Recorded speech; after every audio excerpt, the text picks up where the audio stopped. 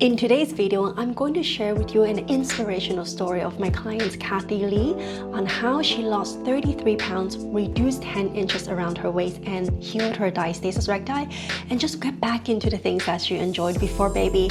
Let's dive right in. Well, let's just say, so it's really interesting because we're about 6 weeks out from the day that I gave birth. So it's around this time of year that I think I started thinking about what postpartum was going to be like for me.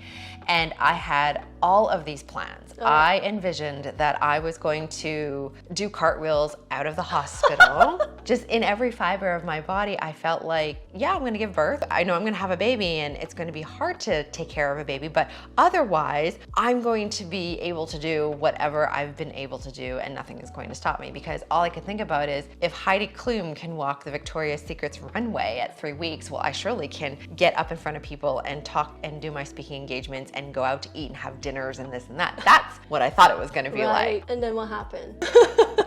You know that saying how sometimes things don't go the way that you want to, or things don't go as planned? Take that phrase and multiply that by 100. That is how opposite my experience actually ended up unfolding. It was a shock to me. I don't even think the word shock is strong enough to describe how I felt about the things that I could not do. I think trauma, and I know some people might think, what do you mean traumatized? I think it was 100% traumatizing for me based on the reality of what happened. So yeah, there were no speaking engagements. Did you have to cancel it or what? I ended up canceling everything. And that was really difficult for me because Must be. I am such a go, Right. that very type A, let's plan, let's do this. I want to, just be the best version of myself every single day and get into everything. And so that in and itself was so difficult to have to say, you can't. You can't, because you can't walk, Kathy. So if you can't walk, you can't stand up there and do these speaking engagements. And also looking at myself in the mirror, I'm like, I do not want to be seen in public either. So it was really the farthest thing that I ever thought could have happened ended up happening to me postpartum. And just to give you a summary of just how I felt at that time. I could only feel your emotions. Yeah. So tell me about your postpartum. So what happened with the delivery and then the early postpartum days in the first couple of weeks? What happened? We go in, it's, December 14th, they induce me and I'm thinking it's going to be a natural birth and it's going to be lovely. Like I said, I had my dress picked out. I think I even, in my mind, I'm like, I'm going to have that cascading long hair and I'm going to have the Beyonce fans on me and I'm going to walk out with my baby. Literally, and it's going to be amazing. It ended up being an emergency C-section. So that was very stressful at that time to try to have to deal with all of that. I've always said before I had Riker that to me, it doesn't matter if it's natural or a C-section, I just want to make sure that we're okay. But then after the C-section happened, I went, oh my goodness, I wish it wasn't a C-section. You know what I mean? But it is what it is, and I have a healthy baby and I was healthy at that time in terms of like I could still function, I could talk, I'm breathing. That was the most important thing for me. I mean, I ballooned up even more after I had Riker. I could not wear my shoes that I wore into the hospital, out of the hospital. And because I was so swollen, I also could not wear any of my clothes that I had picked out for myself. So I had to wear this sundress because it was the only thing that could fit me. I had on his massive jacket and I had on his boots. That's what I looked like, literally hobbling out of the hospital. Oh my gosh. But I also could not stand up straight because of the C-section. And not only that, I also ended up breaking out into this massive rash all over my body. Leaving the hospital, hunched over like this. And I have a screaming Riker in his car seat. He's crying, he's screaming, I'm crying. So then what happened at home? And like you're carrying a newborn, right? You are preparing for new motherhood. Like nobody prepare you for that side of thing with your postpartum body. Most of the time that you spend during pregnancy would be like how to take care for the baby, how to breastfeed for the baby, how to maybe diaper change and all of that. But nothing about postpartum, women's health, right? You know what, when it comes to our healthcare system, 100% the focus should be on the baby. Of course, you're welcoming this new human being into the world and there's every resource possible for that. What what was shocking to me, no one told me what I needed to do to take care of myself after having a baby for the other things that could happen that nobody talks about. It didn't even ingrain in your head like that's gonna happen. Or nothing. And I think a lot of first-time moms do not think about any of that stuff. Maybe beyond just, well, take it easy for 6 weeks so your uterus doesn't fall out, or, you know, lose your baby weight, just eat healthy, go for a walk. Like, you know what I mean? Beyond that, no one thinks about anything else that could happen. So even though I'm just so frustrated that so many things happen to me, I'm also grateful because now I'm empowered with the knowledge. So as I'm home trying to breastfeed and take care of Riker and I'm sleep deprived, I am dealing with my rash, okay? So there's the rash. I came back twice. I was back in the hospital 24 hours after getting discharged. They sent me to a dermatologist. We ended up putting me on medication, but I'm breastfeeding, so it's like you gotta be careful what they're putting you on. Then I had to deal with the C-section care, which yes, you know, to a certain extent, you know, they tell you what you should do and this and that, but as, you know, the swelling started to subside and I started to look, at least from here up, somewhat back to normal, because I gained a lot of weight during my pregnancy. I gained 80 pounds on my tiny frame. 80 pounds, it was unbelievable. I started to really notice, okay, something's not right. Because prior to having Riker, I'm very athletic, hiking, former competitive figure skater, like growing up, you know, just sports, running, being active, all that was very much a part of my life. So I was very in tune with my body. So I knew when something didn't feel right. First of all, my back, I could not stand for a long period of time. I actually could not hold Riker for a long period of time. I couldn't breastfeed him like a lot of women could. I couldn't sit on the couch and hold my baby in my lap and breastfeed him or just hold him. And I'm like, that's not right. There's something wrong.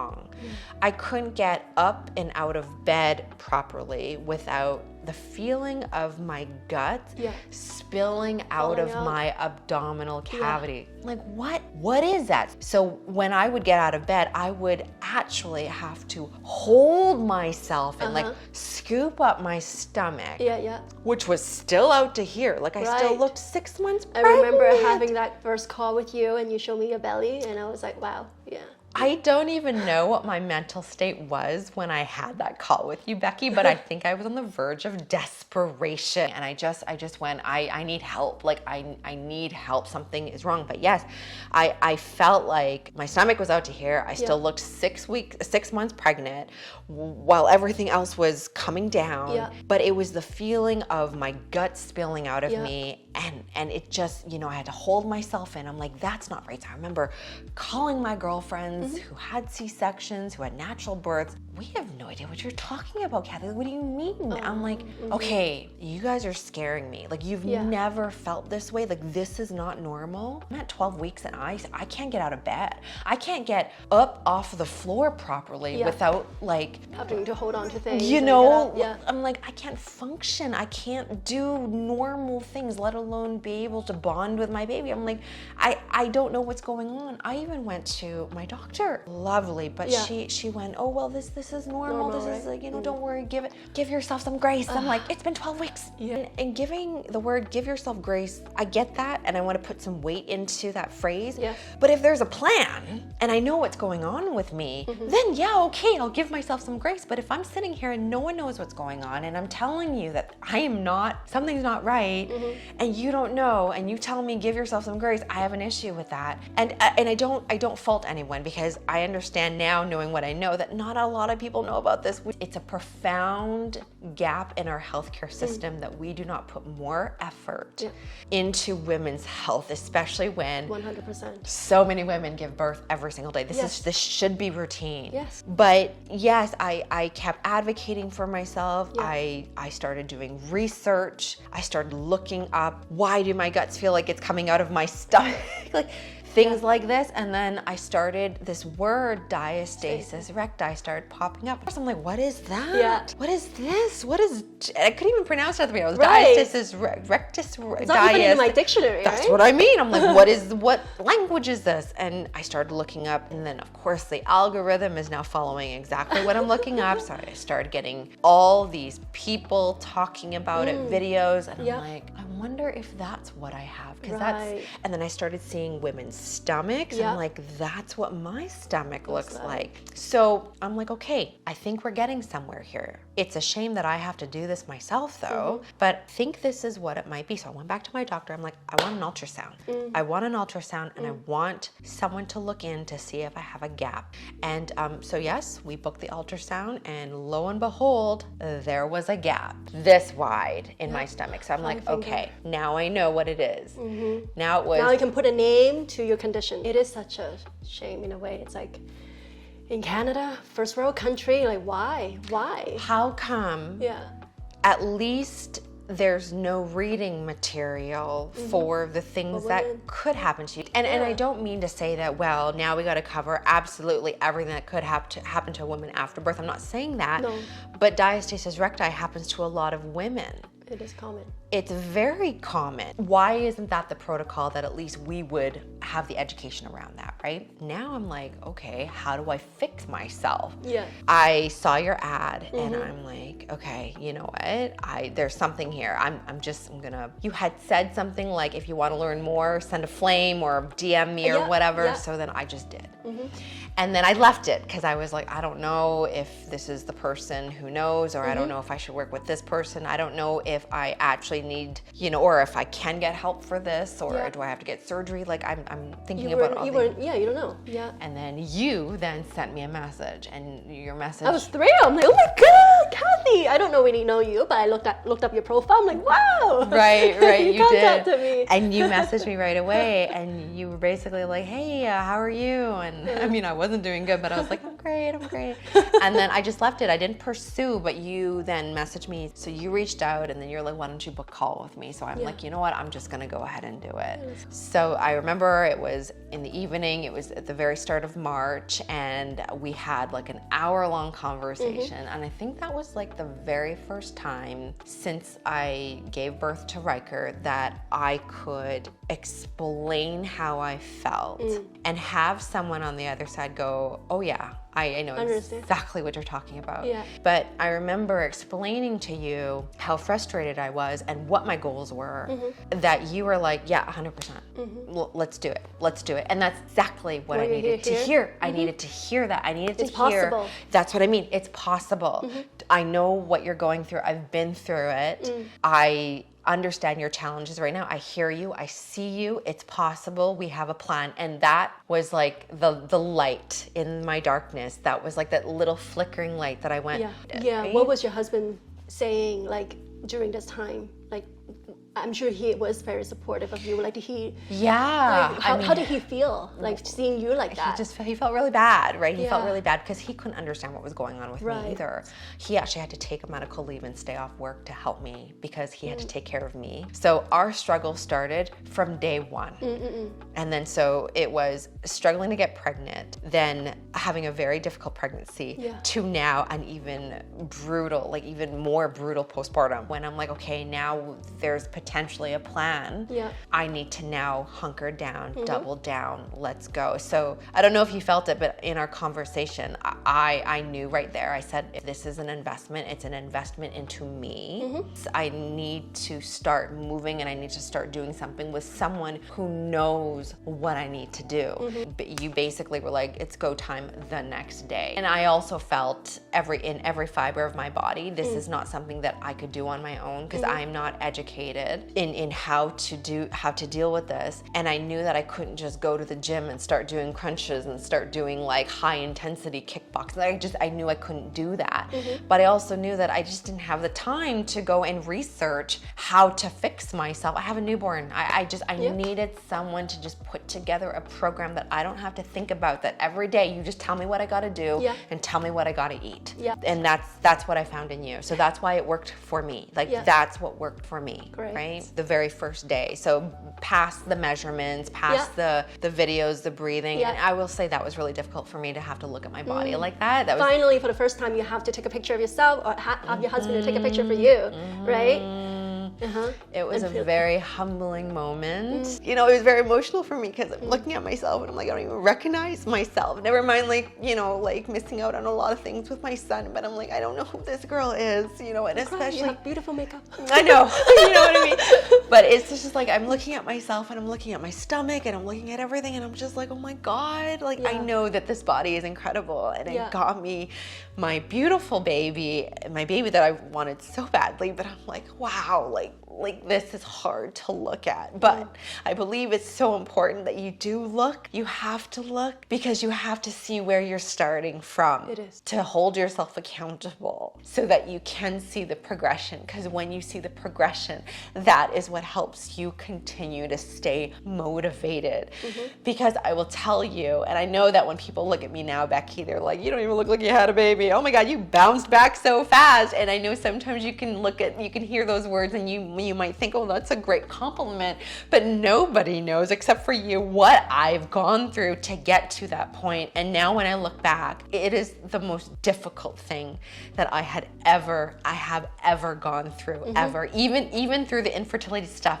That stuff is a whole other issue and was difficult. But this was the most difficult thing that I had ever gone through in my entire life. Like, I had to show up every day. I remember we had to walk. You're like, you're gonna walk today. You're gonna start walking today and you're gonna walk every day. Yep. And it was -30, -40 outside. And prior to any of this, I hate walking unless it's a hike, but I hate walking. I wanna sweat. I wanna I wanna hurt. I wanna get my heart rate up. I wanna but I'm like walking and I bundled myself up. And I remember Ryan was there with Riker in his blue little Snuggie and they were waiting for me at the door. And I took a selfie and it was like kind of the first day. It was the first day on this journey. Yes. I could not believe I was going out for a walk in the middle of a blizzard in the dead of winter where there was not a soul outside. It was just me, put in my earbuds, and I went for a walk. And that was really the beginning of everything. And it's from there, I never looked back. I really just trusted that you were going to put together exactly what I need. The nutrition was really informative. I thought I was healthy before I did your program. I now realize that I probably didn't know a lot. Like, I didn't know as much as I thought I did about nutrition until I took your program. Portion control, it was wonderful because I could still eat because I was still breastfeeding. So I had to be able to produce enough milk for my baby, right? And so I never went hungry. It was actually a lot more food that I could handle, but it was just different in what I was eating. You know, more protein, more veggies, more fruit, less empty carbs. Like, it was just tipping, it was rearranging the plate around. That's basically what it was. So that was so enlightening for me. And the getting outside every day, just showing up every day, one foot in front of the other, doesn't matter how tired I am, every day 20 minutes, every day 30 minutes. Then I went up to an hour. All of that, right? Yeah. And then it was the breathing exercises, learning about my body, healing it from the inside out. I'm not 100% there yet, but I am so close. Right now, if I did nothing else, and I'm happy, but it's just good to continue to eat better and to continue to still exercise and keep up with, so it's given me the skills and the habits that I can continue on after the program is done.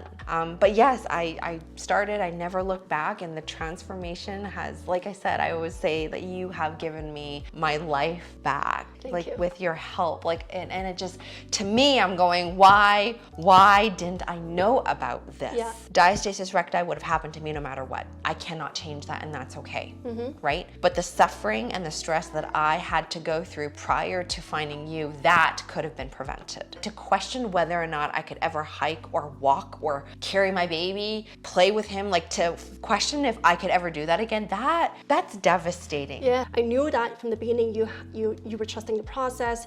As long as you have a structure, you do it anyways, and you're gonna try your best, and which you did. You try your best. Yeah. So I guess, for me, it's like, what's next for you? Being able to get back to my normal life.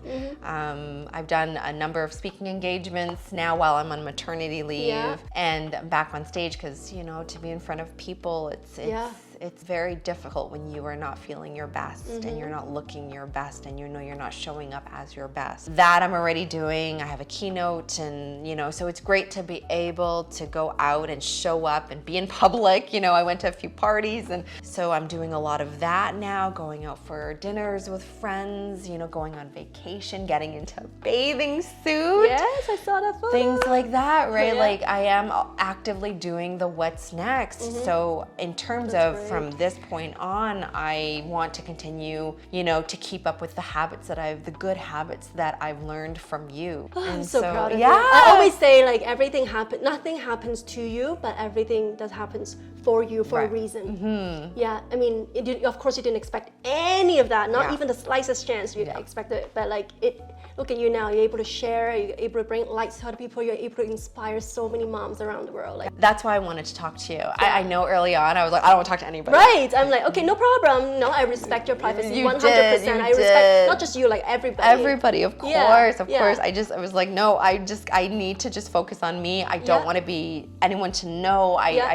There's too much, and I need to protect myself right now because I'm teetering on the line of, you know, this is not good. So, but now that I've had the transformation, and I can sit here and say sometimes I wish I had never gone through it. Like, why did I have to learn another lesson? Why couldn't I have had an easy postpartum like a lot of other women? Why couldn't I even just half that? Like, why? But now that I've been through all of it, it's not that I say, okay, I'm happy that it's happened, but I've learned so many lessons from it. Yeah. And as strong as I thought I was before, I'm at a different mindset and a different level now that I've gone through it. Yeah, you're stronger. You know, 100% I am. Yeah. And I know what it's like to be in such a dark space at the very beginning and feel completely hopeless and not have the answers and not know whether or not you're going to see this through. I know that.